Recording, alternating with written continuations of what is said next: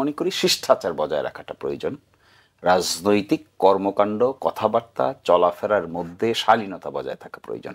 বিতর্কতা হবে, ডিবেট হবে পলিসির, ডিবেট হবে না পার্সোনাল অ্যাটাকের, ডিবেট হবে which one is right and which one is wrong, কোনটা হওয়া উচিত কোনটা হওয়া উচিত না। এটা আমার বিবেচনায় হট ডিবেট হওয়া উচিত। জামাতের আমি আজকে অসুস্থ হয়েছেন, মির্জা ফখরুল ইসলাম আলমগীর সাহেব ইমিডিয়েটলি দেখা করতে গিয়েছেন। This is what is the political understanding. এটা থাকতেই হবে। সেই শিষ্টাচারের জায়গা থেকে আপনাদের বিএনপিকে ইনভাইট করলে সেটা একটু সুন্দর হতো কিনা? হ্যাঁ, সেটা আপনি বলতে পারেন, কিন্তু এখানে পিআর এর দাবি আছে। ঐকমত্য কমিশনে যাই না আমরা? একটা প্রশ্ন করি, এনসিপি কিন্তু লোয়ার হাউসের পিআর এর ব্যাপারে একমত না, তারা আপার হাউসের পিআর এর ব্যাপারে একমত। এনসিপি তো গেছে। জামাতে ইসলামী এরকম ফ্রি ফেয়ার এনভায়রনমেন্টে এরকম তার সকল লোককে নির্ভয়ে নিঃসংকোচে একসাথে করে তার বক্তব্য উপস্থাপন করতে পারেনি। আপনারা কি ঠিক আপনাদের কর্মীর শক্তিটা দেখাতে চেয়েছেন আপনাদের রাজনৈতিক অপরাপর শক্তিকে? এই বিতর্ক করেছে কার টুপিটা গোল আর কার টুপিটা লম্বা, কার টুপিটা নৌকার মতো আর কার পাগড়ি আছে কার পাগড়ি নাই। এই যে আলোচনা 5ই আগস্টের পরে ইসলামী মনা যে দলগুলো বা গ্রুপগুলো অথবা ইনস্টিটিউশনগুলো, তাদের মধ্যে এইখানে একটা লিবারেল অ্যাটিটিউড ক্রিয়েট হয়েছে। যেই পক্ষ আরেক পক্ষকে মনে করেন উনি ইসলামের প্রধানতম শত্রু, উনি আসলে, কমিউনিস্ট আসলেও ইসলাম বাঁচিয়ে রাখা যাবে কিন্তু জামায়াতে আসলে হবে না, এনাদের মধ্যে শেষ পর্যন্ত জোট হওয়া কতটুকু সম্ভব? যাকে আপনি কাফের মনে করতেন অনেক ক্ষেত্রে, তার সাথে তাহলে আসলে ইসলামিক প্ল্যাটফর্মে কিভাবে দাঁড়ান, এই প্রশ্ন আসবে। অনেকে বলে চরমোনার পীরও ফ্যাসিস্ট হাসিনাকে হাত পাখা দিয়ে বাতাস করেছে, তিনিও কি, তাকেও কি জবাবদিহি করতে হবে কিনা? বাড়িতে নিয়ে আসবেন, দোয়া পড়াবেন, মোনাজাত হবে, আমার আপনার বাবা জান্নাতে চলে যাবে হুজুর মোনাজাত করলে। এগুলো আমাদের দেশে সোশিও কালচারের মধ্যে আছে। সুতরাং এখানে এই একজনকে বাতাস করা, আরেকজনকে জন্য একটু দোয়া করা, আরেকজনের জন্য মসজিদে এই করা, এগুলো কালচারাল পার্ট। আইনজীবী, সুপ্রিম কোর্টের অ্যাডভোকেট শিশির মনির এবং আছেন ডক্টর জাহিদুর রহমান, রাজনৈতিক বিশ্লেষক এবং কলামিস্ট। ধন্যবাদ আপনাদের দুজনকে সময় দেওয়ার জন্য।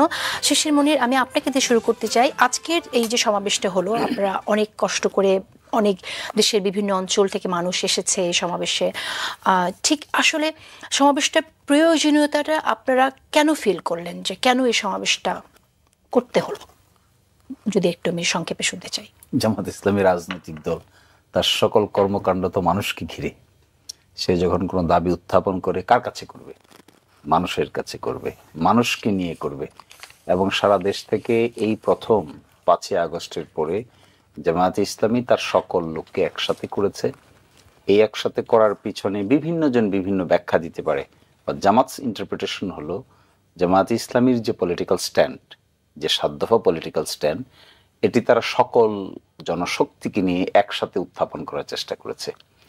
এটিকে বিশ্লেষকরা একভাবে দেখবেন, ইন্টারনালি একভাবে দেখা হবে, আউটসাইডাররা আরেকভাবে দেখবেন। এই প্রয়োজনীয়তাটা হলো, দেখেন যে বিগত 15-16 বছর জামাত ইসলামী এরকম ফ্রি ফেয়ার এনভায়রনমেন্টে এরকম তার সকল লোককে নির্ভয়ে নিঃসংকোচে একসাথে করে তার বক্তব্য উপস্থাপন করতে পারেনি। আপনারা কি ঠিক আপনাদের কর্মীর শক্তিটা দেখাতে চেয়েছেন আপনাদের রাজনৈতিক অপরাপর শক্তিকে? আপনি এভাবে দেখেন, এই যে বললাম বিভিন্ন জন বিভিন্ন বিশ্লেষণ করবে, আপনি এভাবে দেখছেন যে এটা শক্তি প্রদর্শন। আমরা দেখছি আমাদের কথা বলা। এই যে আমাদের কথা, একটা রাজনৈতিক দল সে তো তার জনগণকে নিয়েই কথা বলবে। কিন্তু আমি তো এখানে জনগণের কথা শুনলাম না, আমি তো এখানে শুধু আপনাদের নেতাদের কথা শুনলাম। এই নেতাদের কথা তো আমরা সবসময় শুনে আসছি এবং একই কথাই কিন্তু শুনলাম। তাহলে যারা এখানে আসলো, যারা এখানে এসে জড়ো হলো, এই গ্যাদারিং মানুষ কেন করে? পাবলিক গ্যাদারিং মানুষ কেন করে? মানে আপনারা আপনি এটাই মিন করছেন যে এই যারা আপনাদের এখানে সমর্থক যারা আছে, তারা আপনাদের মতটাকে এন্ডোর্স করছে, এটাই আর কি মূল বক্তব্য।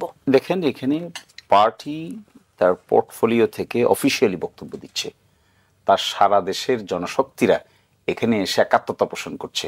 শুধু তাই না, আরো অন্যান্য রাজনৈতিক দলের নেতৃবৃন্দ। স্বাভাবিক না যে আপনাদের কর্মী, আপনাদের সমর্থকরা আপনাদের যা চাওয়া সেটাকে এন্ডোর্স করে, বিশ্বাস করে, সমর্থন করে? এটাই কি স্বাভাবিক না? তাহলে উল্টো হিসাব করতে হবে আপনাকে। একটা হলো টপ ডাউন অ্যাপ্রোচ, একটা বটম আপ অ্যাপ্রোচ। আমি যদি সবসময় বলি যে আমি যে বলবো সবাই মেনে নিবে, তাহলে তো হলো না কথাটা। আপনাকে দেখতে হবে যে এই প্রক্রিয়াটা অবলম্বন করার আগে জামায়াত ইসলামী তার অঞ্চল ভিত্তিক অর্গানাইজেশন আছে, ডিস্ট্রিক্ট ভিত্তিক অর্গানাইজেশন আছে, উপজেলা এবং ইউনিয়ন ভিত্তিক, ওয়ার্ড ভিত্তিক, ভিলেজ ভিত্তিক তার অর্গানাইজেশন আছে। তাহলে এই হঠাৎ করে তো এটা আয়োজন হয়নি, নিচ থেকে উপরে আস্তে আস্তে সব পর্যায়ের লোকেরা এখানে আসছে, তাদের সঙ্গে আগে মত বিনিময় হয়েছে, জেলা পর্যায়ে মত বিনিময় হয়েছে, উপজেলা পর্যায়ে মত বিনিময় হয়েছে, এই দাবিগুলোকে ক্রিস্টালাইজ করা হয়েছে, দেন এটা পাবলিকলি সকলের সামনে উপস্থাপন করা। আচ্ছা, ধন্যবাদ আপনাকে। পলিটিক্যাল পার্টির কাজ এটাই হওয়া উচিত, আচ্ছা, এটাই হওয়া উচিত। এবং শুধু এখানে না, অন্যান্য রাজনৈতিক দলের আচ্ছা, আমি প্রথম যে প্রশ্নটি করেছিলাম সেটার একটু মানে অনেকটা বলেছেন, বাকি অংশটা শুনে নেই। তাহলে এই দাবিটা আপনি উত্থাপন করলেন কার কাছে, মানে সরকারের কাছে নাকি অন্য কোনো দলের কাছে, মানে কার কাছে? মানে আমরা এর আগে দেখেছি যে রাজনৈতিক দল কিছু চাওয়া থাকে, বিরোধী দলের আন্দোলন থাকে, সরকারের কাছে দাবি থাকে, কিন্তু এই দাবিটা এখন কার কাছে? আপনি 7টা দাবি দেখলে দেখতে পাবেন কোন পিন পয়েন্টেড অথরিটির কাছে এককভাবে এই দাবি না। আপনি দেখতে পাবেন এই দাবিগুলোর সঙ্গে বিভিন্ন স্টেক হোল্ডার্স রিলেটেড। এই স্টেক হোল্ডার্স কোথাও গভর্নমেন্ট রিলেটেড, কোথাও আছে বিচার বিভাগ রিলেটেড, কোথাও আছে অন্যান্য রাজনৈতিক দল রিলেটেড, কোথাও আছে জনগণ ইন জেনারেল রিলেটেড।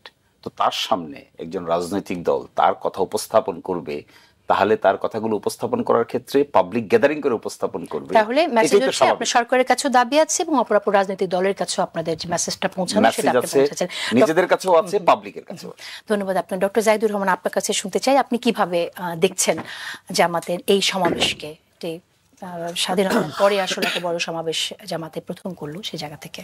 ধন্যবাদ। আমি শিশির ভাইয়ের কথা শুনছিলাম, ওনার দিক থেকে দেখার দৃষ্টি আছে। আমি বাইরে থেকে যদি দেখি, আমি দুটো কারণে জামায়াতে এই সমাবেশ করেছে বলে মনে হয়। আপনি যে বারবার একই প্রশ্ন করছেন, যে সাধ্যভাবে আমি পড়ছি, আমরা যারা দীর্ঘদিন ধরে রাজনীতির খোঁজ খবর রাখি, অবজার্ভ করার চেষ্টা করি, অ্যানালাইজ করার চেষ্টা করি, মানে প্রত্যেকটা একেবারে প্রত্যেকটাই রিপিট আমাদের একদম জানা কথা। 7 দফা এগুলোকে একসাথে করে ঘোষণা করা হলো। এটা শুধু এখানে না, বিভিন্ন রাজনৈতিক দল, ইভেন বিএনপিও যদি সমাবেশ করে এরকম বিরাট একটা, সেও যা যা বলবে আমরা আসলে দেখব, আমাদের জানা কথাই বলছে, ফাইনালি ফর্মালি অফিসিয়ালি যা বলছে। এর বাইরে কিছু বক্তৃতা থাকে, এক একজন এক এক ধরনের কথা বলেন। তাহলে কেন তারা এটা করলেন? ছোট কারণটা আগে বলি, বড় কারণটা পরে বলছি। ছোট কারণটা হচ্ছে আমাদের রাজনীতিতে শোডাউন বলে একটা কথা আছে। মাঝে মাঝে দেখবেন যে একজন ক্যান্ডিডেট তার এলাকায় যাচ্ছেন, আমি জানি না শিশির ভাই তার এলাকায় যখন যান, মোটরসাইকেল দিয়ে শোডাউন হয় অনেক। সো এরকম একটা মোটরসাইকেল, মানে আপাতত মানে প্রচুর মোটরসাইকেল, যে এটা একটা শোডাউন। মানে রাজনীতিতে এটা এক ধরনের শক্তি প্রদর্শন, সমর্থন প্রদর্শন। ঠিক একইভাবে যখন রাজনৈতিক দলগুলো, বড় রাজনৈতিক দল বিরাট একটা সমাবেশ করতে পারছি, এটা আমি আসলে দেখাতে চাই আমি বিভিন্ন মানুষকে, এবং সাধারণ মানুষও না এই হিসেব নিকাশ করে। আমি আজকে সারাদিন দেখলাম জামায়াতের সমাবেশটা আসলে বিশাল হয়েছে নাকি হয় নাই, এই আলোচনা মানুষ করছে, ফেসবুকে করছে, ব্যক্তিগত পর্যায়ে দেখলাম কনসাস মানুষজনই করে, তারা এটা করে, এটা নিয়ম, সেটা তারা দেখাতে চেয়েছেন। কিন্তু তাদের একটা প্রধান উদ্দেশ্যটা আমি বলি। আজকে জামায়াত, এর আগে কিন্তু ইসলামী আন্দোলনের একটা সমাবেশে তারা গিয়েছিলেন, কিন্তু আজকে জামায়াত তার সমাবেশে বিএনপির সাথে অ্যালাইন্ড যেসব রাজনৈতিক দল তাদেরকে দাওয়াত দেয়নি। জামায়াতের সাথে কিছু রাজনৈতিক দল এখানে ছিলেন, এবং জামায়াত এখন প্রকাশ্যে এই বার্তা জনগণ এবং ভোটারের কাছে দিতে শুরু করেছেন। তারা দীর্ঘদিন থেকে কথাটা বলছেন যে তারা একটা বিএনপি বিরোধী মোর্চা তৈরি করতে চান, মূলত ইসলামী দলগুলো, তার সাথে আর যারা এনসিপি বা আর কেউ যদি আসে, তারা তাদেরকে একত্র করে এই জোট বা মোর্চাটা করতে চান। আজকে জামায়াতের যেহেতু নিজের প্ল্যাটফর্ম, আগে কিন্তু ইসলামী আন্দোলনের ওই প্ল্যাটফর্মে বিএনপি সহ ওনাদেরকে ডাকা হয়নি, এবার ওনারাও ডাকেননি। সো আনুষ্ঠানিকভাবে জনগণকে এই মেসেজটা তারা দিতে চেয়েছেন, আমরা মেসেজটা পেয়েছি। আমি একটু জেনে নিতে চাই যে অ্যাডভোকেট শিশির মনির, ঠিক বিএনপিকে এবং এবি পার্টিকে আপনারা ইনভাইট করেননি, এটার পেছনে কারণ কি? এটা কি জাস্ট বিএনপি বিরোধী জোট করছেন, সেজন্য বিএনপিকে রাখা যাবে না? এখানে একটা দাবি দেখবেন, জোটের রাজনীতিতে এখনো শুরু হয়নি। একটা জিনিস আগের যে কোনো সময়ের চাইতে ভালো হয়েছে, দেখবেন যে ইসলামিক দলগুলোর মধ্যে একটা বড় ধরনের দূরত্ব দেখতে পাবেন। আগে আপনি এই অভ্যুত্থানের আগের সময়টা, কিংবা আগে যখন বিএনপি জামাত ক্ষমতায় ছিল ওই সময়টা, আপনি দেখবেন যে এক দল আরেক দলকে কাফের ফতোয়া দিয়েছে, মুশরিক ফতোয়া দিয়েছে। আপনি আফটার 5th অগস্ট দেখবেন এই প্রবণতা কমে গেছে, কাছাকাছি এসেছে। অথচ ইসলামিক দলগুলোর মধ্যে নানান বাদ নিয়ে অনেক উপবাদ আছে, অপবাদ আছে, পাল্টা কথা আছে। কওমি মাদ্রাসা, আলিয়া মাদ্রাসার মধ্যে বিস্তর তফাৎ আছে, কে টুপি লম্বা পড়লো, কে টুপি ছোট পড়লো, এই বিস্তর তফাৎগুলো ছিল। কিন্তু 5th আগস্টের পর একটা ডেভেলপমেন্ট হয়েছে। এই ডেভেলপমেন্টটা হলো এই ছোটখাটো বিতর্কগুলো যে এড়িয়ে চলা দরকার, এগুলো সকলেই অনুভব করছেন। সকলেই কি সকলের সাথে অনুভব করছে, সকলের ক্ষেত্রে এটা প্রযোজ্য হচ্ছে? সকলের ক্ষেত্রে তো এই ইস্যু প্রযোজ্য না। এই ইস্যু তো প্রযোজ্য হলো ইসলামিক দল ভার্সেস ইসলামিক দলগুলো। বিএনপির সঙ্গে টুপিদারির কি বিতর্ক করবেন আপনি? বিতর্ক তো করা হচ্ছে আপনি লম্বা পাঞ্জাবি পরেন নাকি ছোট পাঞ্জাবি পরেন। ইসলামিক দলগুলো এই বিতর্ক করেছে আমাদের দেশে। এই বিতর্ক করেছে কার টুপিটা গোল আর কার টুপিটা লম্বা, কার টুপিটা নৌকার মতো আর কার পাগড়ি আছে কার পাগড়ি নাই। এই যে আলোচনা 5ই আগস্টের পরে ইসলামী মনা যে দলগুলো বা গ্রুপগুলো অথবা ইনস্টিটিউশনগুলো, তাদের মধ্যে এইখানে একটা লিবারেল অ্যাটিটিউড ক্রিয়েট হয়েছে। এই লিবারেল অ্যাটিটিউড ক্রিয়েট হওয়ার কারণে পারস্পরিক আলাপ আলোচনা, চলাফেরা, ওঠা বসা, একটা এনভায়রনমেন্ট কন্ডিউসিভ হয়েছে আগের যে কোনো সময়ের তুলনায়। আমার বিবেচনায় this is advancement and this is good for the nation. এটা তো আপনারা রাজনৈতিক উদ্দেশ্য থেকে করলেন, শুধুমাত্র ইসলামিক দলগুলোর মধ্যে আমরা দেখছি যে আপনি যে সৌহার্দ্যের কথা বলছেন এটা এসেছে, নতুন এলো আর কি, এবার অ্যাডিশন এলো আপনি বলছেন 5 আগস্টের পরে। অন্য দলগুলোর সাথে আসছে না কেন? অন্য দলগুলো তো ছিলই, জামাত বিএনপির সঙ্গে তো সরকারই গঠন করেছিল। না, সরকার গঠন করেছিল, কিন্তু এখন যেরকম আমি সেটা বলছি, বাংলাদেশের ইতিহাসে সবচাইতে দীর্ঘদিনের জোট ছিল জামাত এবং বিএনপির জোট। সরকারে থাকা অবস্থায়ও ছিল, তার আগে আন্দোলনে ছিল, পরবর্তী সরকার না থাকা অবস্থায় দীর্ঘদিন ধরে ছিল, আনুষ্ঠানিক অনানুষ্ঠানিকভাবে ছিল। আমার বিবেচনায় বাংলাদেশে এত বড় জোট, এত দীর্ঘ সময় ধরে জোট কোন রাজনৈতিক দলের মধ্যে এই দেশে, সেই দীর্ঘ সময়ের জোটের মধ্যে এখন এত বিভেদ হলো কেন, বিরোধ হলো কেন? এজেন্ডা যখন আপনি প্রকাশ করবেন, এজেন্ডা নিয়ে তো আপনার পলিসিগত ডিফারেন্স থাকতে পারে না। আমি তো মনে করি এটা হেলদি। এই যে একটা পরিবেশ এখন ক্রিয়েট হয়েছে 5ই আগস্টের পরে, পক্ষে বিপক্ষে এরকম একটা কম্পিটিশন থাকাটাকে আমি তো হেলদি মনে করি। এই ক্ষেত্রে আমি যেটা মনে করি, শিষ্টাচার বজায় রাখাটা প্রয়োজন। রাজনৈতিক কর্মকাণ্ড, কথাবার্তা, চলাফেরার মধ্যে শালীনতা বজায় থাকা প্রয়োজন। বিতর্কতা হবে, ডিবেট হবে পলিসির, ডিবেট হবে না পার্সোনাল অ্যাটাকের, ডিবেট হবে which one is right and which one is wrong, কোনটা হওয়া উচিত কোনটা হওয়া উচিত না। এটা আমার বিবেচনায় হট ডিবেট হওয়া উচিত, এবং এই হট ডিবেটের মধ্য দিয়ে জনগণ যেন ডিসাইড করতে পারে রাইট অ্যান্ড রং। এই ক্ষেত্রে আমরা যে শিষ্টাচারটা লঙ্ঘন করি, which is bad and culturally bad, এটা আমরা একটা সময় পর্যায়ে গিয়ে একজন ব্যক্তিকে আক্রমণ করে বসি, একজন ব্যক্তির হতে দেখছি, ইটস ব্যাড। এবং আজকেও সালাউদ্দিন সাহেবকে নিয়ে যে মন্তব্যটা করা হয়েছে, আমি মনে করি দিস ইজ বিয়ন্ড পলিটিক্যাল শিষ্টাচার, নবডি শুড ডু দিস। আর ইন রেসপন্সে ওনারা যা করেছেন এইটাও শুড হ্যাভ বিন রেস্ট্রেইন। ফলে আমার ধারণা 5ই আগস্টের পরে এই অভ্যুত্থানের পক্ষের ডাইরেক্ট ইনডাইরেক্ট শক্তিগুলোর মধ্যে যদি পলিটিক্যাল কালচারের ডেভেলপমেন্ট না হয়, তাহলে that would be unfortunate for the whole nation. এই ক্ষেত্রে জামাত ইসলামী রেসপন্সিবল ভূমিকা পালন করতে অলওয়েজ প্রিপেয়ার্ড। কিন্তু মিডফোর্ড এলাকায় যে হত্যাকাণ্ড হলো, সেই হত্যাকাণ্ডের পরে যে ধরনের স্লোগান আসলো, আমরা প্রথম দেখলাম 5 আগস্টের পরে টসলির স্লোগান আসলো। সেই স্লোগান নিয়ে কিন্তু আমরা দু একজন জামাত নেতাকে বলতেও শুনেছি যে এটা ন্যাচারালি এসেছে। তো এটা একরকম, কিন্তু তাহলে আপনি ঘুরিয়ে পরোক্ষভাবে সমর্থন দিচ্ছেন।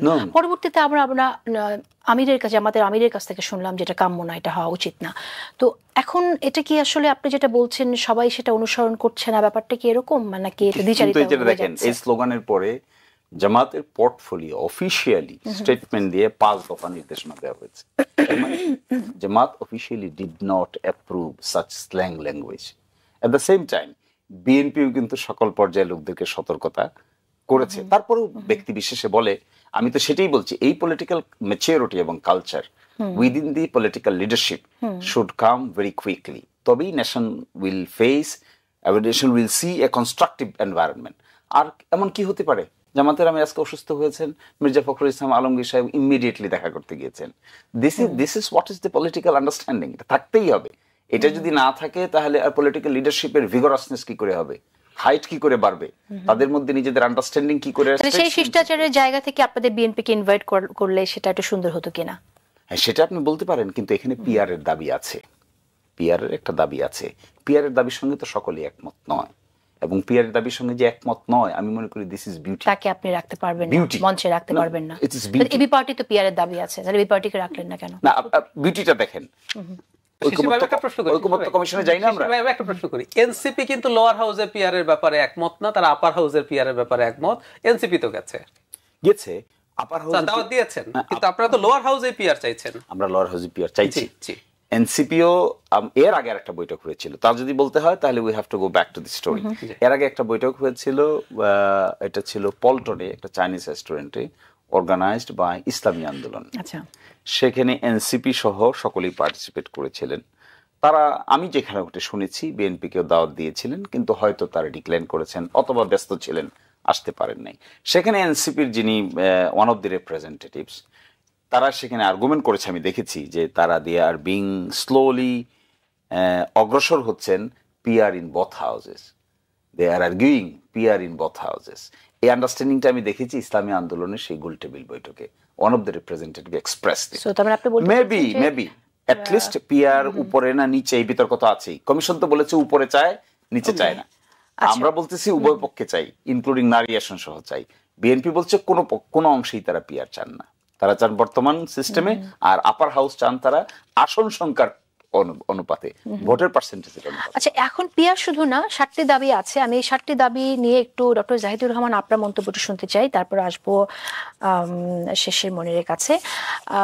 দাবিগুলো যদি আমি একটু ইনশর যদি সামনে আনি, সেটা হচ্ছে, একটা হচ্ছে আপনার 2024 সালের 5 আগস্ট এবং অন্যান্য সময় সংঘটিত সকল গণহত্যার বিচার, রাষ্ট্রের সব স্তরে প্রয়োজনীয় মৌলিক সংস্কার, জুলাই সনদ ও ঘোষণাপত্রের পূর্ণ বাস্তবায়ন, শহীদ ও আহতদের জুলাই অভ্যুত্থানে শহীদ ও আহতদের পরিবারের পুনর্বাসন। আর পিআরের একটি দাবি আছে। তারপর প্রবাসীদের ভোটাধিকার নিশ্চিত করতে হবে এবং লেভেল প্লেইং ফিল্ড নিশ্চিত করার দাবি আছে। তো এই দাবিগুলো তো আমরা এর আগে শুনে এসেছি। আপনি কিভাবে দেখছেন, এখানে নতুন কিছু দেখছেন কিনা? আমি শুরুতেই বলেছি, নতুন কিছু নেই, আলাপগুলো জামায়াতের পক্ষ থেকে বলা হয়েছে, তবে এগুলো আরো স্পষ্ট হওয়া দরকার বলে আমি মনে করি। যেমন রাষ্ট্রের সব স্তরে প্রয়োজনীয় মৌলিক সংস্কার, এইগুলো এই পর্যায়ে এসে একদম স্পেসিফিক করে ফেলা দরকার যে কোন কোন মৌলিক সংস্কারগুলো হতে হবে বলে তারা মনে করছেন, সেটা জরুরি ভিত্তিতে তাদের বলা দরকার। বাকিগুলো আসলে মোটামুটি আমাদের জানা কথা। আমি আসবো এই জায়গায় আবারও। তার আগে দুটো ইস্যু নিয়ে একটু কথা বলি। আপনি ইসলামিক দলগুলোর ঐক্যমত্যের কথা বলছিলেন। কিছুদিন আগে ইসলামী আন্দোলন বাংলাদেশের একজন খুবই গুরুত্বপূর্ণ নেতা, সম্ভবত দ্বিতীয় সর্বোচ্চ উনি একটা টক শোতে তার সাথে কথা হচ্ছিল, হোস্ট তাকে তার কিছু মন্তব্য, যেটা বলছিলেন যে রীতিমতো এক পক্ষ আরেক পক্ষকে কাফের বা এই ধরনের মন্তব্য করতেন। উনি কিন্তু ওই মন্তব্যগুলো হোল্ড করেন। উনি ওখানে দ্ব্যর্থহীন ভাষায় বলেছেন যে আমার মন্তব্যের কোনো পরিবর্তন হয়নি, আমার অ্যাটিটিউডে কোনো পরিবর্তন হয়নি, তবে বিভিন্ন সময় একেবারে শত্রুতাপূর্ণ যেসব গ্রুপ আছে তারা সরিয়ে রেখে একসাথে হয়ে কাজ করে তারা চেষ্টা করেছে, আমরাও চেষ্টা করছি, এটা তিনি বলেছেন। এমনি আমি একটা কথা একটু যোগ করে রাখি, মানে যখন ইসলাম নিয়ে এক পক্ষ আরেক পক্ষকে এইভাবে অ্যাকিউজ করে, ইসলাম তো একটা ইডিওলজিক্যাল পলিটিক্স, দুটো পলিটিক্স, কিন্তু বিএনপির পলিটিক্সের সাথে জামায়াতে ইসলাম বা ইসলামী আন্দোলনের পলিটিক্স মিলবে না, কারণ বিএনপি একটা সেন্ট্রিস্ট পলিটিক্স করে, এটা রাদার ওয়েলফেয়ার বেসড, ইডিওলজিক্যাল অত না। এরা তো ইডিওলজিক্যাল পলিটিক্স করেন। সো যেই পক্ষ আরেক পক্ষকে মনে করেন উনি ইসলামের প্রধানতম শত্রু, উনি আসলে, কমিউনিস্টরা আসলেও ইসলাম বাঁচিয়ে রাখা যাবে কিন্তু জামায়াতে আসলে হবে না, এনাদের মধ্যে শেষ পর্যন্ত জোট হওয়া কতটুকু সম্ভব আমার কাছে কনফিউশন আছে। আর আসলেও তখন ইডিওলজিক্যাল প্রশ্ন আসবে, তার মানে আপনি ইসলামের নামে যাকে ইসলামের শত্রু বলছিলেন, যাকে আপনি কাফের মনে করতেন অনেক ক্ষেত্রে, তার সাথে তাহলে আসলে ইসলামিক প্ল্যাটফর্মে কিভাবে দাঁড়ান, এই প্রশ্ন আসবে। জোটটা তাহলে কেন হচ্ছে, মানে ক্ষমতাকে কেন্দ্র করেই তো আসলে জোটটা আমার কাছে এক্স্যাক্টলি তাই মনে হয়। কারণটা বলি, এখন জামায়াতের সাথে বিএনপির সমস্যাটা কোথায় হলো? বিএনপির জামায়াতকে প্রয়োজন ছিল যতদিন বিএনপির বিরুদ্ধে একটা প্রবল পরাক্রমশালী আওয়ামী লীগ থাকতো। 2001 সালের নির্বাচনে জামায়াতের সাথে জোট করা কিন্তু বিএনপিকে বিরাট মাইলেজ দিয়েছে। কেন? জামায়াত তার নিজের সিটে এককভাবে নির্বাচন করলে এই মুহূর্তে কি অবস্থান আমি জানি না, কিন্তু আমাদের 96 ডেটা বলে 3টা সিটে তারা জিতেছিলেন। এটা আরো বাড়বে নিশ্চয়ই, কিন্তু তাদের অনেক সিটে, অ্যারাউন্ড 100টা সিটে তাদের উল্লেখযোগ্য ভোট আছে। এটা 96 নির্বাচনের অ্যানালিসিস করে দেখা গেছে, যেহেতু তারা একা একা নির্বাচন করেছিলেন। সেটা ধরুন 20,000, 25,000, 50,000 ভোটও যদি থাকে, উনি জিতবেন না, যদি কারোর সাথে যোগ হয়ে যায়, এটা কিন্তু তাকে জিতিয়ে দিতে পারে। তখন আওয়ামী লীগ যেহেতু নাই, বিএনপির জামায়াতের ওই ভোটগুলোর আর ওই রকম প্রয়োজন নেই, এবং বিএনপির তো একটা বিরোধী দল লাগবে। সো বিএনপি ডিসাইড করছে, আমি ধারণা করি যে জামায়াত তুমি আমার সাথে আর জোটে নাই, তুমি আলাদা নির্বাচন করো। খুব স্বাভাবিকভাবে এখন জামায়াত চেষ্টা করবে তার এই জোটটাকে যত বড় করা যায়, এবং বিএনপির একটা সেন্ট্রিস্ট রাজনীতির বিরুদ্ধে যদি একটা ইসলামিক প্ল্যাটফর্ম তারা তৈরি করতে পারে, তারা একটা বেটার ফাইট দিতে পারবে বলে তারা মনে করছেন। এবং লোয়ার হাউসের যে কথাটা বলা হলো, এটা মূল কারণ। আপনি আপনার দাবি জানাবেন। আমাদের দেশে এমন হয় নাই যে তার দাবি জানাচ্ছে কিন্তু অন্য দলকেও তারা ইনভাইট করছে। এটা হয়, এটা হয় না একেবারেই তা। সো আগামী নির্বাচনের কিউরিয়াস, মানে আপনি যে প্রসঙ্গটি নিয়ে আসলেন, আগামী নির্বাচনের চিত্রটা তাহলে কেমন হতে যাচ্ছে? আপনি বলছেন যে বিএনপি চাইছে জামাত বিরোধী দলেই থাকুক, আর যে দল আছে তারা কি করবে, কেমন হবে? যেমন জাতীয় পার্টিও আছে, জাতীয় পার্টিকে নির্বাচন করবে কিনা সে প্রসঙ্গে জাতীয় পার্টি এখন পর্যন্ত নির্বাচন করার পরিস্থিতিতে আছে, কারণ তারা নিষিদ্ধ হয়নি। আমি মনে করি জাতীয় পার্টি নির্বাচনে থাকবে, তারা তো আছে। এবং আওয়ামী লীগের কিছু লোকজন যারা ভয়ঙ্কর রকম মামলা টামলা শিকার হয়নি, হতে পারে তারা জাতীয় পার্টিতে গিয়ে লাঙ্গল মার্কা নিয়ে নির্বাচন করবে। আর জোট আমরা এখন যেভাবে দেখছি, এখানে একটু যোগ করে রাখা ভালো, এটা আসলে ফাইনাল কিছু মনে করার কোনো কারণ নেই।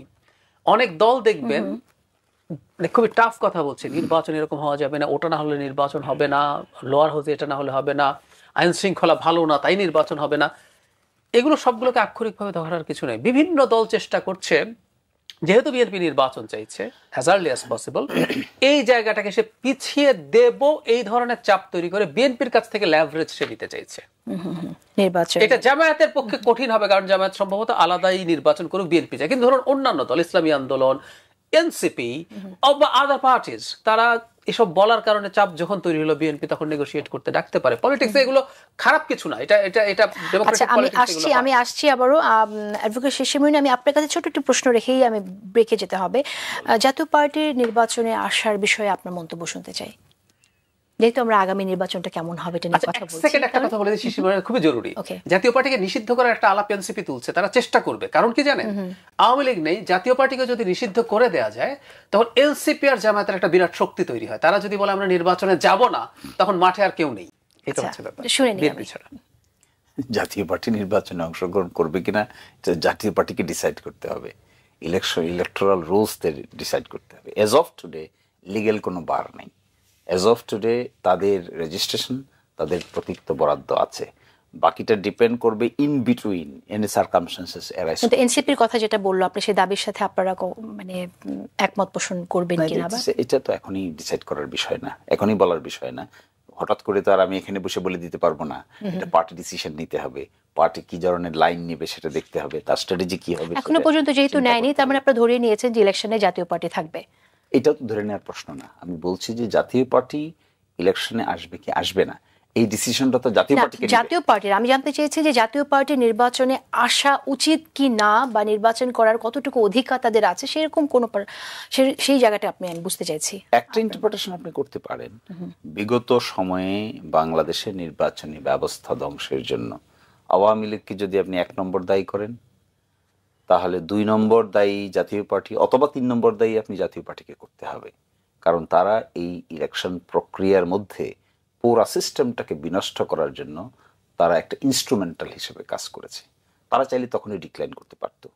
তারা যদি ডিক্লাইন করতো, বাংলাদেশের Democratic history could have been different. তো সেখানে তাদের অনেকেই বলে ধূসর, এই যে কথাটা বলে ধূসর যে কথাটা বলে, এটা তো ইলেকশন সিস্টেমটাকে নষ্ট করার ক্ষেত্রে, পার্লামেন্টে এই দামি আমি সিস্টেমের মধ্যে পার্টিসিপেট করার ক্ষেত্রে তাদের একটা কন্ট্রিবিউশন তো সেখানে ছিল। এই নেগেটিভ অর্থে কন্ট্রিবিউশন তো সেখানে ছিল। তো এখন সেই ডিসিশনটা উপযুক্ততার ক্ষেত্রে, তাহলে কি হওয়া উচিত আপনি কি মনে করেন? উপযুক্ততার ক্ষেত্রে সেটা তো জামাত Islami is not the political party decide. এটা নির্ধারণ তো করতে হবে না। আপনাদের তো অনেক দাবি আছে, 7 দফা দাবি আছে আপনাদের, এরকম কোন 7 দফা দাবির মধ্যে তো আর কোন পার্টিকে নিষিদ্ধ করে না, আর কোন পার্টিকে অ্যালাউ করে না, আরো অনেক দাবি তো থাকতে পারে, সেটা আমি জানতে চাইছি। কিন্তু এই যে ওনাদের এই যে পার্টিসিপেশন ইন দ্য ইলেকশন প্রসেসটাকে নষ্ট করার জন্য যে প্রক্রিয়া তারা অংশগ্রহণ করেছেন, এই প্রক্রিয়াতে দে মাস্ট বি আনসারেবল। আমার ধারণা জাতীয় পার্টি নিজেই তো এখন ইন্টারনালি খুব প্রবলেমের মধ্যে আছে, ডিভাইডেড ইনটু টু। তো সেই জায়গা থেকে অনেকে বলে চরমোনার পীরও ফ্যাসিস্ট হাসিনাকে হাত পাখা দিয়ে বাতাস করেছে, তিনিও কি, তাকেও কি জবাবদিহি করতে হবে কিনা? দেখেন, এটা খুব ইন্টারেস্টিং প্রশ্ন, আসলেই খুব ইন্টারেস্টিং প্রশ্ন। তো বাংলাদেশে এই যে ইসলামিক পলিটিক্যাল পার্টিগুলোর যে উত্থান হয়েছে, আপনি দেখবেন জামাত ইসলামী ছাড়া বাকি যে সমস্ত ইসলামিক পলিটিক্যাল পার্টি আছে, এদেরকে আপনি পার্টিকুলারলি লোকেট করতে পারবেন। সাম পলিটিক্যাল পার্টিজ দেখবেন সেম ড্রেস, কাউকে কাউকে দেখবেন একই ধরনের কিছু ইনস্টিটিউশনস বেসড, এটা আপনি দেখবেন। তো এগুলো সার্বজনীন না হয়ে উঠতে পারার পিছনে একটা বড় কারণ হলো সোসাইটির ডিফারেন্ট ডাইভার্সিফাইড সেগমেন্টকে রিপ্রেজেন্ট করতে পারে না। আর সোসাইটিতে যখন আপনি A to Z ডিফারেন্ট সেগমেন্টগুলোকে অ্যাড্রেস করতে পারবেন না, তখন আপনি তো কোঠারি বেসড হবেন, পার্টিকুলার লোকালিটিতে হবেন, পার্টিকুলার ইনস্টিটিউশনে হবেন। জামাতের ব্যাপারেও কেউ কেউ এই আর্গুমেন্ট করে যে Jamaat does not represent all sections of the people irrespective of race, sex, colour and religion. এই আর্গুমেন্ট আছে আর কি। আর আমাদের দেশে যারা মসজিদের ইমাম হন, হুজুর হন, তাদের ব্যাপারে দেখবেন যে আমাদের সকলের একটা সিম্প্যাথি কাজ করে। কি ধরনের সিম্প্যাথি? বাড়িতে নিয়ে আসবেন, দোয়া পড়াবেন, মোনাজাত হবে, আমার আপনার বাবা জান্নাতে চলে যাবে হুজুর মোনাজাত করলে। এগুলো আমাদের দেশে সোশিও কালচারের মধ্যে আছে। সুতরাং এখানে এই একজনকে বাতাস করা, আরেকজনকে জন্য একটু দোয়া করা, আরেকজনের জন্য মসজিদে এই করা, এগুলো কালচারাল পার্ট। কেন আমরা এইভাবে দেখি এটাকে? কিভাবে দেখি? আমরা মনে করি যে আমার বাবার ইমামতি করবেন মসজিদের মুয়াজ্জিন। আমি কিন্তু এইভাবে দেখি না যে আমার বাবা মারা গেছেন, তার লাশের জানাজা আমিই পড়াবো। আবার সেই তাকে বাড়িতে দাওয়াত দিয়ে নিয়ে এসে আমরা তাকে খাওয়াই, খাওয়ানোর পরে পকেটে আবার কয়েকটা কিছু হাদিয়াও দিয়ে দেই। আমার মাথায় কিন্তু এইভাবে কাজ করে না যে আমার বাবার মৃত্যুর জন্য, তার জান্নাত জাহান্নামের জন্য, মুক্তির জন্য আমি যেটা বলবো এটাই হবে মোর ইমোশনাল, মোর প্র্যাকটিক্যাল। ফলে এগুলো তো কালচারাল পার্ট। সেখানে দেখবেন সেখানে পলিটিক্যাল সেন্স কাজ করে না। শুধুই কি কালচারাল ব্যাপারটা ডক্টর জাহিদুর রহমানের? না, পলিটিক্যাল সেন্স কাজ করে না এই সমস্ত ব্যাপারে। পলিটিক্যাল সেন্সের চাইতে বেশি ইম্পর্টেন্ট হলো এই যে একটা বিহেভিয়ারাল, সংস্কৃতিগত বিহেভিয়ারাল ব্যাপার। আমার মনে হয় একজন ফ্যাসিস্টের হাতকে যখন শক্তিশালী কেউ করে তখন সেটা কালচারের পার্ট শুধু না, সেটা অবশ্যই পলিটিক্যালও থাকে। না, সেটা যদি আপনি দেখেন শক্তিশালীকরণের পলিটিক্যাল ডিসিশন এক কথা, আর শক্তিশালীকরণের আমার সাথে আপনার দেখা হয়ে গেল আমি সালাম দিলাম, এটা অন্য কথা। না, এটা পলিটিক্যাল ডিসিশনের কথাই আমি বলছি। আমি এই ব্যাপারটা একটু স্পষ্টভাবে বলা দরকার। এনাদের একটা প্লাস পয়েন্ট হয়েছে, ওনারা 24 সালের নির্বাচনে যাননি। এটা ওনাদেরকে বাঁচিয়ে দিয়েছে, আমি কোটান কোটে হয়ে বলছি, কারণ আমি আপনার সাথে একমত পুরোপুরি যে শেখ হাসিনার সাথে ওনারা দীর্ঘ সময় কোলাবোরেট করেছেন। ওটা পেছনে যাই, 2018 সালের নির্বাচন সারা দেশেই হয়েছে। আর ঢাকা শহরের কথা তো আমরা ভুলবো না, এগুলো আমাদের চোখের সামনে। ঢাকা শহরে বিএনপি সামান্যতম পোস্টার রাখতে পারেনি, কোনো পোস্টার থাকা যেত না, একদম চোখের সামনে এগুলো ঘুরেছি, দেখেছি। নৌকার হাত পাখার পোস্টার কখনো ছেঁড়া হয়নি, এটা আমাদের একদম চোখের সামনে ছিল। তার পরবর্তীতে শেখ হাসিনা বিরোধী আন্দোলনের প্রত্যেকে সিদ্ধান্ত নিল যে কোনো স্থানীয় সরকার নির্বাচনে তারা পার্টিসিপেট করবে না। ইসলামী আন্দোলন একটার পর একটা স্থানীয় সরকার নির্বাচনে পার্টিসিপেট করছিলেন, এবং আমাদের মনে রাখতে হবে শেখ হাসিনার সময় এটা দলীয় প্রতীকে হচ্ছিল, চেয়ারম্যানগুলো বা মেয়রগুলো। ঘটনার মধ্যে বিপত্তি বাঁধলো বরিশাল সিটি কর্পোরেশন নির্বাচনে। জনাব মুফতি ফয়জুল করিম, উনি হচ্ছেন সিনিয়র নায়েবে আমির, উনি আহত হন এবং সেই নির্বাচন থেকে তারা বেরিয়ে আসেন। আমি তখন বলতাম এই কথা যে আওয়ামী লীগের একটা স্ট্র্যাটেজিক ভুল হয়ে গেছে, তার লোয়ার টায়ারের লোকজন আসলে বুঝতে পারেনি তারা এই কাজটা করে ফেলেছে। এটা করার কারণে আসলে তাদের পক্ষে আর ওই নির্বাচনে যাওয়ার স্কোপ ছিল না, তাই তারা যাননি। এটা যে একেবারে হোল হার্টেডলি গেছেন, আমি সরে এসছেন তা মনে করি না। সো আমার ধারণা ওই ঘটনা না ঘটলে তারা এই নির্বাচনে যাওয়ার সম্ভাবনা খুবই বেশি ছিল। সো আমরা তাদের এই কোলাবোরেশনের ব্যাপারে যে আপনি মন্তব্য করছেন, আমি সত্যতা আছে বলে মনে করি, খুব স্পষ্টভাবেই মনে করি। একটু ভিন্ন প্রসঙ্গে যেতে চাই আমি। এবারে যে দাবিগুলো এসেছে সেখান থেকে আমি একটু শুনতে চাইছি একটি বিষয়, যেমন সেটা হচ্ছে যে ATM Azharul Islam judicial killing এর বিচারের দাবি তুলেছেন, এবং মানবতা বিরোধী অপরাধের কারণে জামাত ইসলামের যে সকল নেতৃবৃন্দ ফাঁসি হয়েছে তিনি এই সম্পর্কিত বিচার চেয়েছেন। এটা কিভাবে সম্ভব হতে পারে একটু শুনতে চাই আমি। মানে আপনারা দাবিটা চাইছেন কিন্তু তুলছেন। মৃত্যু পরবর্তী বিচারকে রিওপেন করার বর্তমান আইনে কোনো বিধান নেই। ভারতীয় সাবকন্টিনেন্টে, ইংল্যান্ডে, আমেরিকায়, অস্ট্রেলিয়ায়, কানাডায়, সাউথ আফ্রিকায় এই সংক্রান্ত জুরিসপ্রুডেন্স ডেভেলপ হয়েছে। অর্থাৎ কোনো একটা মামলা নিষ্পত্তি হয়ে যাওয়ার 100 বছর পরে, 50 বছর পরেও তা রিওপেন করার সুযোগ আসে যদি তা ডিসকভারি অফ নিউ এভিডেন্সেস হয়ে থাকে অথবা মিসক্যারেজ অফ জাস্টিস হয়ে থাকে। ভারতে এটাকে বলে curative petition. After disposal of the review petition there is a mechanism যেটা কিউরেটিভ পিটিশনের মাধ্যমে রিওপেন করা হয়। একটা বই আছে ইংরেজিতে, কনভিক্টিং দ্য ইনোসেন্ট, যেখানে 50 পিপলকে কনভিকশন দিয়ে ডেথ সেন্টেন্স এক্সিকিউট করে দেওয়া হয়েছিল। তারপরে প্রায় 70 বছর 80 বছর পরে এগুলোকে নতুন করে ওপেন করে মিস ট্রায়াল ডিক্লেয়ার করা হয়েছে। তো আমাদের দেশে এখনো এই মেকানিজম নাই, তবে it is possible, second review is possible. মৃত্যু পরবর্তী রিভিউ আমাদের দেশে একটাও হয়নি এখনো পর্যন্ত, বাট একটা দুইটা সেকেন্ড রিভিউ আছে আমাদের এই জুরিসডিকশনে। যদি ডিসকভারি অফ নিউ এভিডেন্স হয়, মিসক্যারেজ অফ জাস্টিস দেখানো যায়, তাহলে ইট মে বি রিওপেন। আমার ধারণা ইনি তার বক্তব্যে এই ধরনের একটা কথাকেই বোঝাতে চেয়েছেন, যে যেন একজন লোক জাস্টিস পেতে পারে, এটা এখানেই ক্লোজ না। মানুষের বিচার তো, মানুষের বিচার আপনি এন্ড গেম কখন বলবেন? ইংরেজিতে একটা কথা আছে যে supreme court is not supreme because it is infallible, supreme court is supreme because there is no other court after that.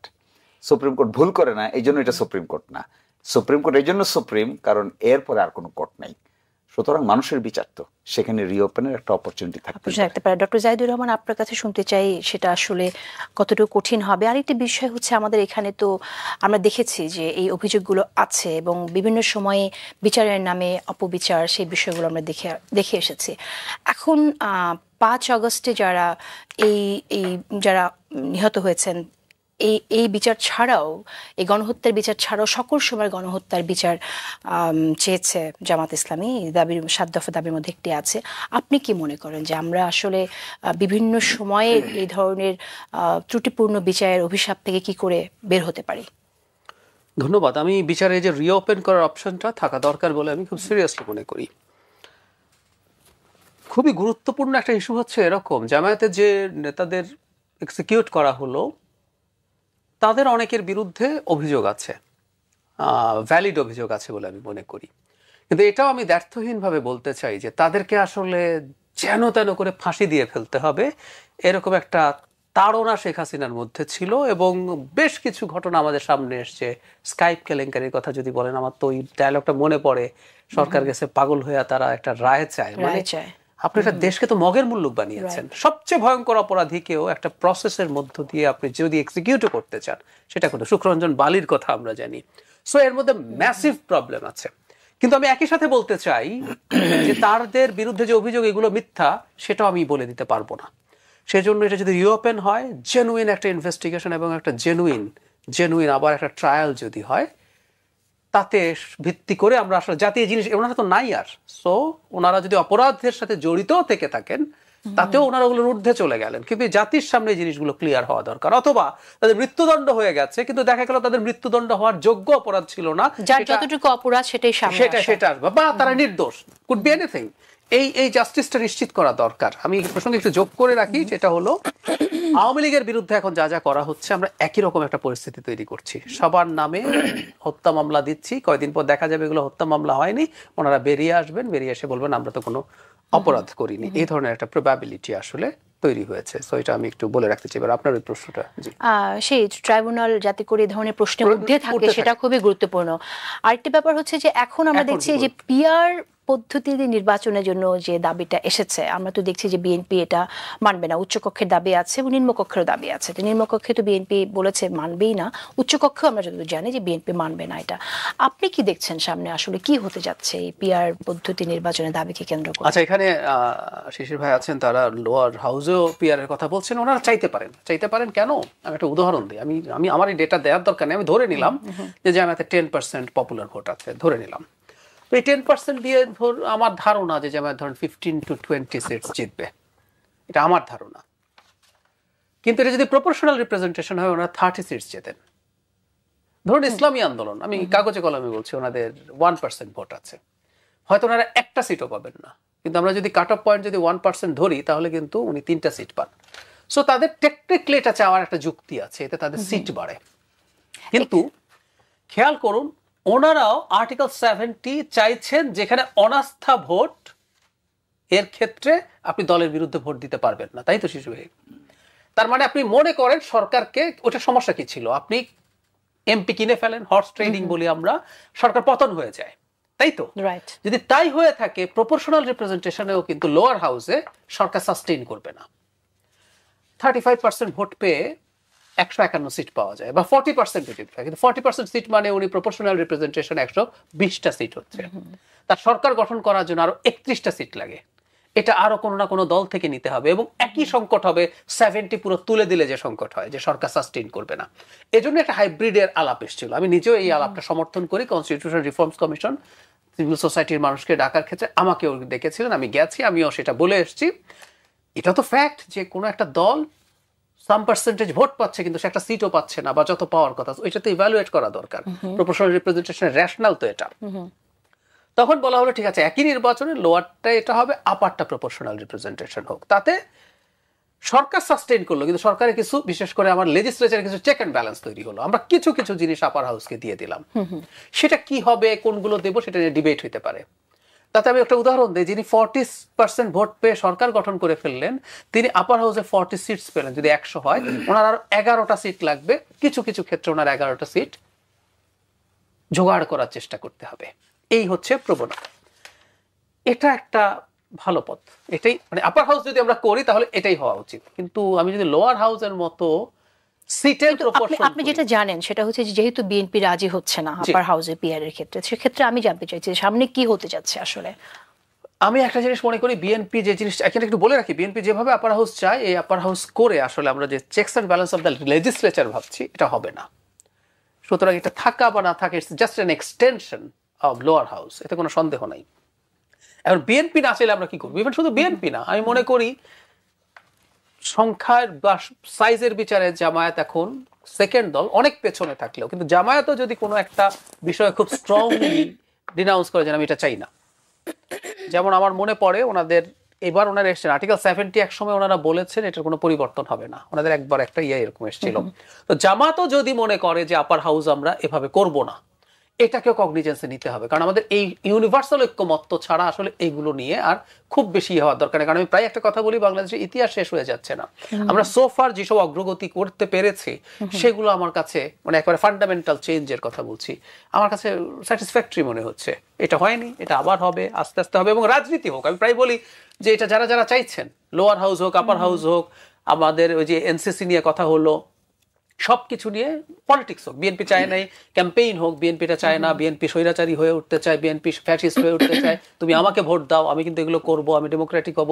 এই করতে করতে আসলে আজকে থেকে 5 বছর 10 বছর পর এগুলো আবার হয়তো হয়ে যাবে। আচ্ছা, আমরা অ্যাডভোকেট শেষে অনেক সময় জামাতের অনেক নেতার কাছ থেকে শুনি যে আমাদের আগের চেয়ে অনেক ভোট বেড়ে গেছে, ভোট ব্যাংক অনেক বড় হয়েছে।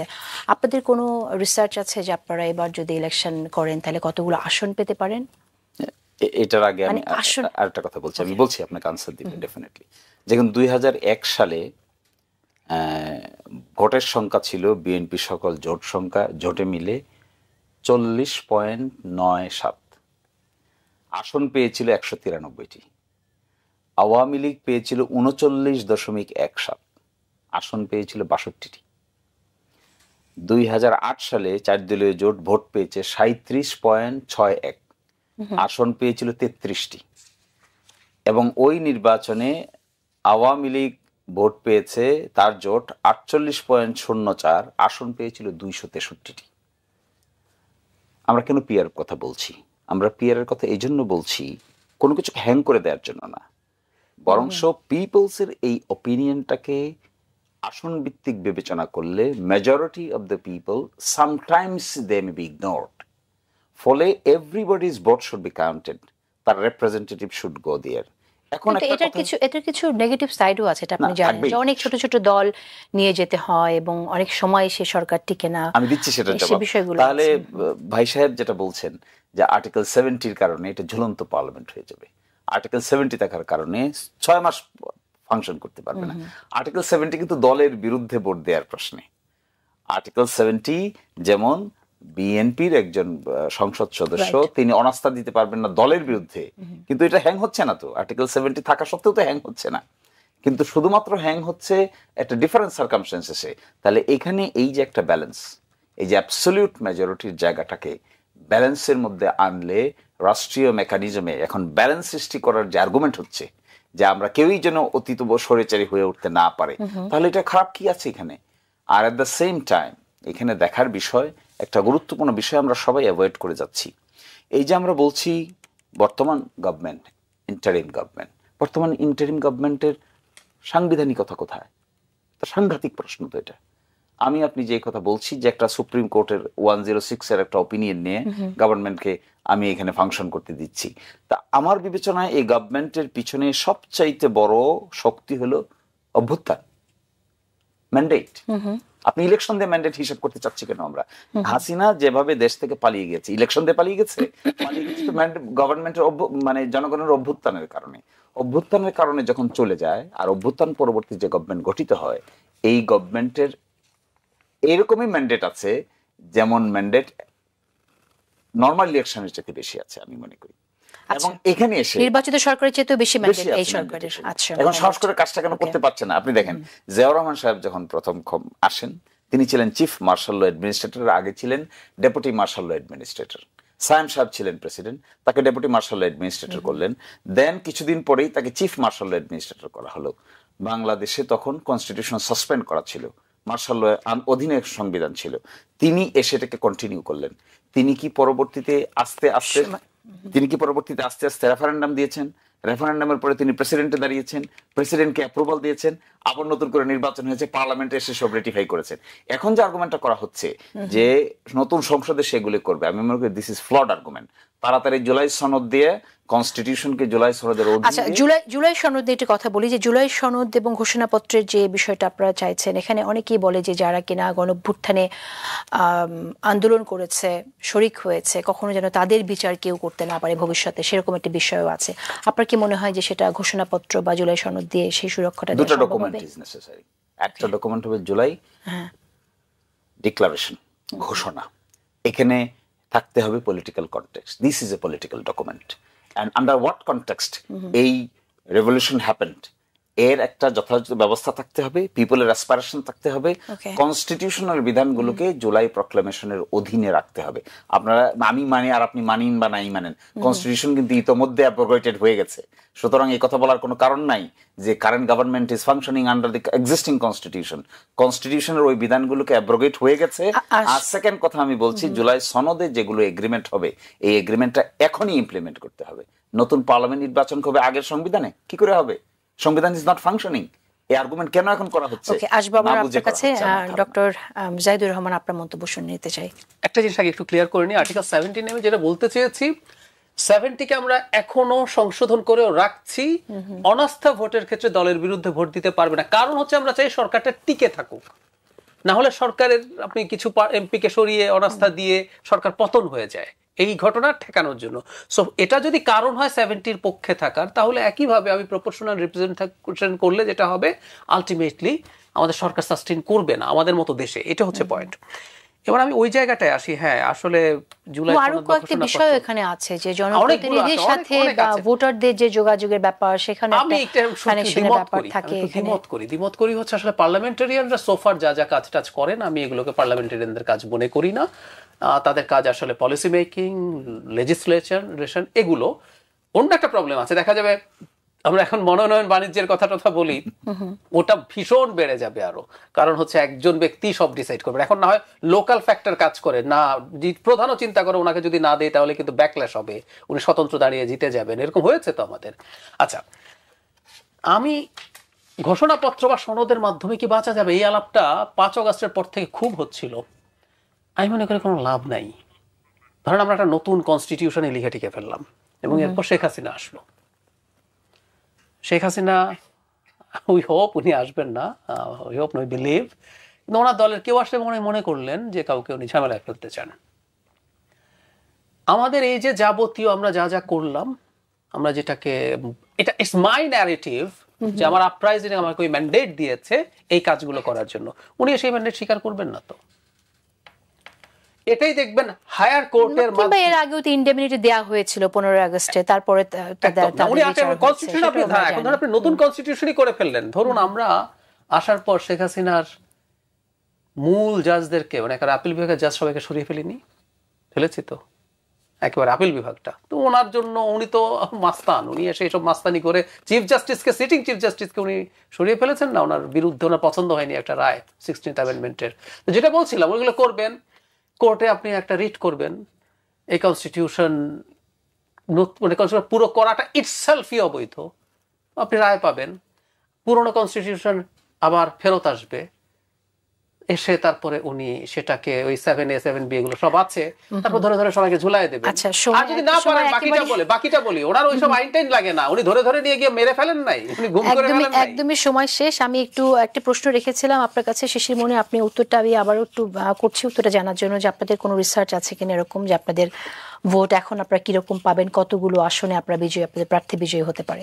এখনো পর্যন্ত এই ধরনের কোনো এক্সক্লুসিভ জরিপ হয়নি। অবজারভেশন থিওরি তো আছেই, অবজারভেশন থিওরিতে নানান জনের নানান কথা আছে, তো সেইটা এখনকার এমন কোনো ডাটা আমার কাছে এখন নাই যায়।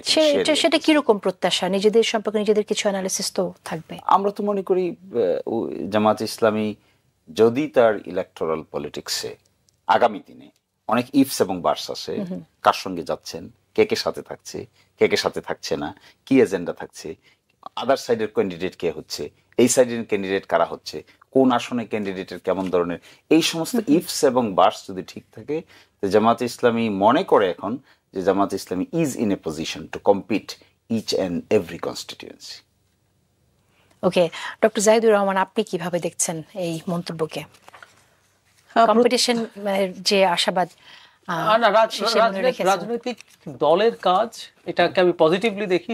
আমি ওনার স্বপ্ন দেখাবেন, কারণ ওনারা 300 সিটে যখন ক্যান্ডিডেট দেন, এর একটা মেসেজ আছে যে আমি ক্ষমতায় যেতে চাই, সব সিটে ফাইট করছেন, ক্ষমতায় যেতে চাই। এবং যে কোনো রাজনৈতিক দল, যেটা আজকেও হয়েছে এনসিপি বা আজও যেটা হবে, তার কাজই হলো ক্ষমতায় যাওয়া।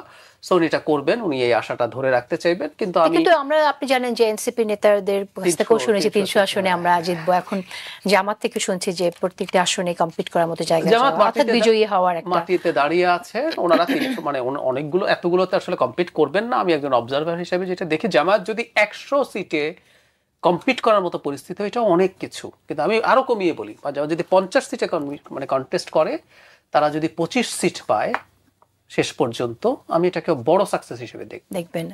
শেষে মনের মন্তব্য শুনতে চাই, এটা কি বড় সাকসেস হবে নাকি? বড় সাকসেস মনে করছেন না? 25টা কেন পায়? জামাত যদি এককভাবে করে, একটু বলা দরকার, জামাত যদি এককভাবে করে, যদি এককভাবে যদি করেন, তাহলে বৃহত্তর যদি ইসলামী জোট হয়, সেটা বেটার হতে পারে। দেখেন, আমি বলছি যে ইলেকটোরাল পলিটিক্সটা নির্ভর করবে আগামী দিনগুলোতে মেরুকরণ কেমন করে হয়। মানে এখন তো আমরা দেখছি, যদি আপনি এককভাবে না করেন, এই যে ইসলামিক যে জোটটা আমরা দলগুলোর সাথে যে জোট করতে যাচ্ছেন, সেটা যদি হয়, তাহলে কেমনটা হতে পারে? দেখুন, এই ইসলামিক দলগুলো কে কে থাকছে এখানে, কারা কারা থাকছে, এনসিপি কোন দিকে থাকছে, জামাত কোন দিকে থাকছে, বিএনপি কোন দিকে থাকছে, বিএনপি কাকে নিচ্ছে, জামাত কাকে নিচ্ছে। আপাতত তিনি একটু আগেই তো উনি ডিসকাশনে বললেন যে বিএনপি আর ধরে নেওয়া হচ্ছে জামাত ইসলামী, ধরে নেওয়া হচ্ছে। এই ধরে নেওয়াটা তো এখনই এন্ড গেম না। এই ধরনের তো আপনার অনেক ইফস এবং বার্সের উপর নির্ভর করে। তবে আমরা মনে করি জামাত ইসলামী তার যতটুকু ম্যাচুরিটি অ্যাটেইন করেছে ইলেকটোরাল পলিটিক্সে, আগামীতে তার ম্যানিফেস্টেশন দেখতে পাবেন। আচ্ছা, ধন্যবাদ আপনাকে। একটু ভিন্ন প্রসঙ্গে যাই, সেটা হচ্ছে যে গোপালগঞ্জের সংঘর্ষে নিহতদের প্রয়োজনে মরদেহ উত্তোলন করে ময়নাতদন্ত করা হবে, স্বরাষ্ট্র উপদেষ্টার এই যে মন্তব্যটা, আপনি কিভাবে দেখছেন? আসলে মানে আমি না প্রায় এই কথা বলি, মানে শেখ হাসিনা যাওয়ার পর আমি এটাকে হাসিনাগিরি বলি, হাসিনাগিরি দেখতে চাই না। 5 জন মানুষ মারা গেল, আপনি তাদের ময়নাতদন্ত করেননি, এবং আপনি নিজেই বললেন যে একজনের তো সৎকার হয়েছে, তার সম্ভাবনা মানে অবিশ্বাস্য ব্যাপার। ধরে নিলাম প্রত্যেকে বিভৎসতম ক্রিমিনাল, এবং প্রত্যেককে পুলিশের হাতে বা আইন শৃঙ্খলা রক্ষাকারী বাহিনীর হাতে অস্ত্র থাকে, লেথাল ওয়েপনও থাকে, কখনো কখনো আপনি মানুষের প্রাণ হরণ করতে হতে পারে। প্রথম তদন্ত হওয়ার দরকার ছিল পুলিশ কি ডিসপ্রপোর্শনেট বল প্রয়োগ করেছে। শেখ হাসিনার বিরুদ্ধে আমাদের খুব গুরুত্বপূর্ণ হয়েছে, ওদেরকে হত্যা না করে কি আমি পারতাম? আচ্ছা, ধরে নিলাম পারতাম, আর ধরে নিলাম পারতাম না, ঠিক আছে পারছি, কিন্তু আপনি একটা জুডিশিয়াল প্রসেসের, এবং আমরা এটা শোকেস করব যে আমরা শেখ হাসিনা না, আমরা ময়নাতদন্ত করছি, সুষ্ঠু বিচার করছি। আওয়ামী লীগ সমর্থকই, শেখ হাসিনারই তো একটা জেনুইন ইনসাফের বিচার পাওয়ার রাইট আছে না? শেখ হাসিনা যদি ফেরত আসে কোনো রকমে, আমরা ধরে ওনাকে পিটিয়ে মেরে ফেলবো বা গুলি করে মেরে ফেলবো, আমরা ওনার একটা জুডিশিয়াল প্রসেস। অ্যাডভোকেট শিশির মনিরের মন্তব্য শুনে নেই। ময়নাতদন্ত না করে বড় ধরনের একটা আইনি গলদ হয়েছে, that matter should be ইনকোয়ার্ড judicially. কেন ময়নাতদন্ত না করে তাদেরকে সময় দাফন করা হলো কিংবা সৎকার করা হলো, এটা আমি মনে করি responsible person should be brought to justice. আর সেকেন্ড হলো, এখনো তাড়াতাড়ি যার যার পসিবল তাদেরকে এখান থেকে তুলে, আইনে আছে ম্যাজিস্ট্রেটের কাছে পারমিশন নিতে হবে, একটা দরখাস্ত দিতে হবে, he will give N order and accordingly এই ময়নাতদন্ত তাড়াতাড়ি হওয়া উচিত। কিন্তু যার সৎকার করা হয়েছে সেক্ষেত্রে কি হবে?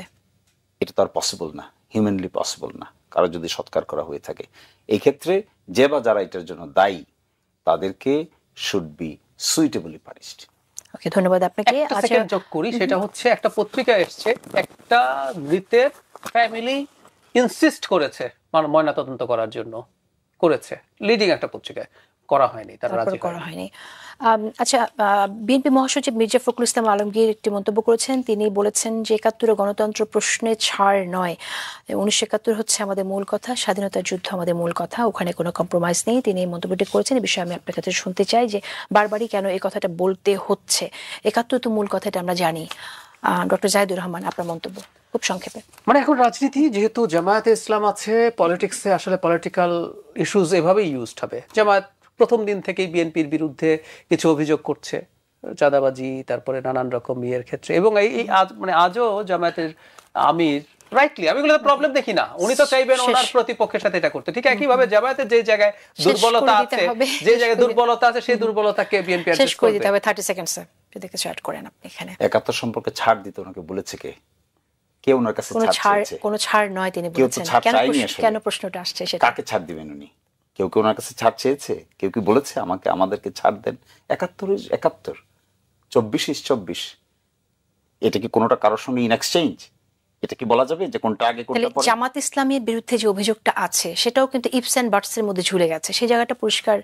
আপনি আমাকে একবার বলেছিলেন যে একটা অনুষ্ঠানে যেটা খুব শীঘ্রই হবে, কিন্তু হয় নাই এখনো পর্যন্ত, সেই বিষয়টা পরিষ্কার হয় নাই। এই কথার যদি উত্তর জানতে চান, জামাত ইসলামী রিপিটেডলি এই জামাত আজকে এত বড় একটা সমাবেশ হলো, এই সমাবেশ থেকে তো আপনারা এটা বলতে পারতেন। কেন এই কথা বলতে চাচ্ছেন আপনি আমাকে, যেখানে শফিকুর রহমান সাহেব কন্টিনিউয়াসলি 2বার 3বার ওই কথা বলেছেন? কিন্তু যদি আছে সেখানে এই বলাটাকেও, মানে যদি আপনি মানতে না চান কোনো জিনিসকে, কোনো জিনিস আপনি অ্যাকসেপ্ট করতে না চান, তাহলে আপনি তো ওই যে যাকে দেখতে নারী তার চলন বাঁকাই। যদি যে থাকছে শেষ করে দিতে হবে, টেনে এনেছে এটাকে ডাইলুট করে 47 থেকে এখন পর্যন্ত, এবং এই যে 47, আচ্ছা এটা আমার মনে হয় কেউ তো ওনার কাছে চায়নি। উনি ধন্যবাদ জানাচ্ছি আপনাদের দুজনকে। শেষ করে দিতে হচ্ছে। প্রিয় দর্শক, বিদায়।